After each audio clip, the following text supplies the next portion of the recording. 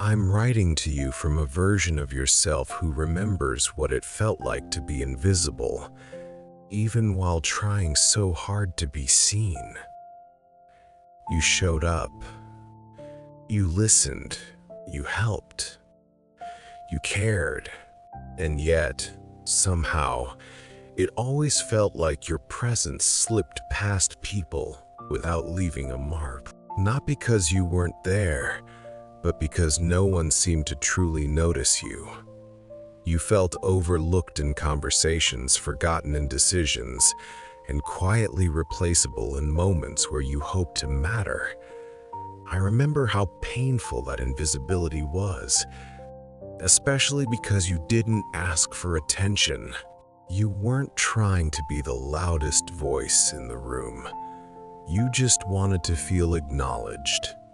You wanted someone to pause and really look at you, to ask how you were actually doing, to recognize the effort you put in without needing to be reminded.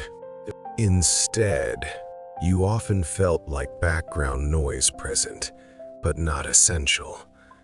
There were moments when you questioned yourself. Am I not interesting enough? Am I too quiet?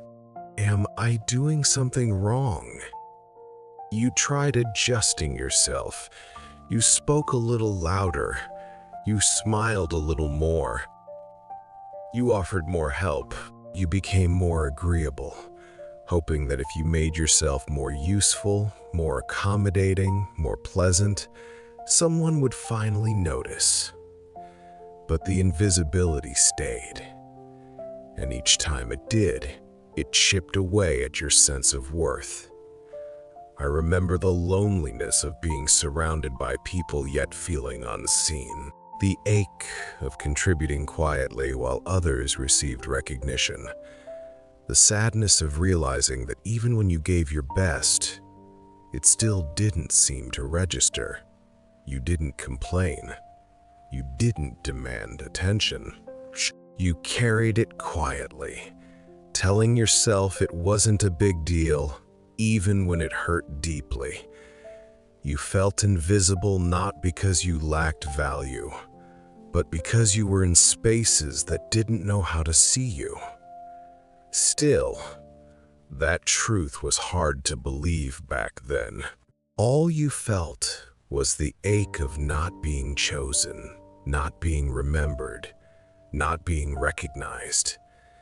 And over time, that ache turned into doubt about your importance, your presence, your place in the world. I saw you trying. I saw you hoping. I saw you shrinking a little each time you weren't acknowledged. And none of that made you weak. It made you someone who wanted to matter, not loudly, not selfishly, but sincerely. Your past self understands now why invisibility felt so heavy to you.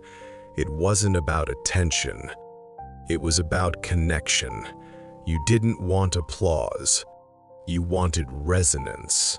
You wanted to feel that your presence made a difference, that your voice landed somewhere meaningful, that your existence mattered beyond function.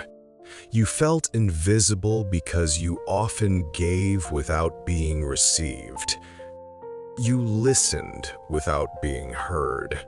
You showed empathy without being met with it. Invisibility isn't caused by silence alone. It's caused by imbalance. When you give more emotional energy than you receive, your inner world begins to feel erased, and you were giving a lot. You were offering understanding, patience, kindness, and support without asking for the same in return. Your past self also sees that you learned invisibility early. Somewhere along the way, you were taught directly or indirectly that being low maintenance made you lovable, that not needing much made you easier to keep around, that expressing your needs might make you a burden, So you learn to disappear politely, to wait, to adapt, to not ask for too much. But invisibility isn't humility. It's self-erasure, and you didn't choose it because you lacked confidence. You chose it because you wanted harmony, acceptance, peace. You didn't want to cause discomfort. You didn't want to take up space where you weren't sure you were welcome. Your past self now understands that the problem was never you. It was the environments that benefited from your quiet presence without honoring it, the relationships that accepted your effort but didn't return your care, the spaces that relied on your consistency but never acknowledged your contribution. Invisibility thrives where emotional safety is missing, where vulnerability isn't welcomed, where depth is overlooked. You weren't unseen because you were insignificant. You were unseen because the spaces around you weren't capable of seeing someone like you, someone gentle, thoughtful, emotionally aware, and quietly strong. And that realization changes everything. Because once you understand that invisibility is contextual, not personal, you stop blaming yourself for it.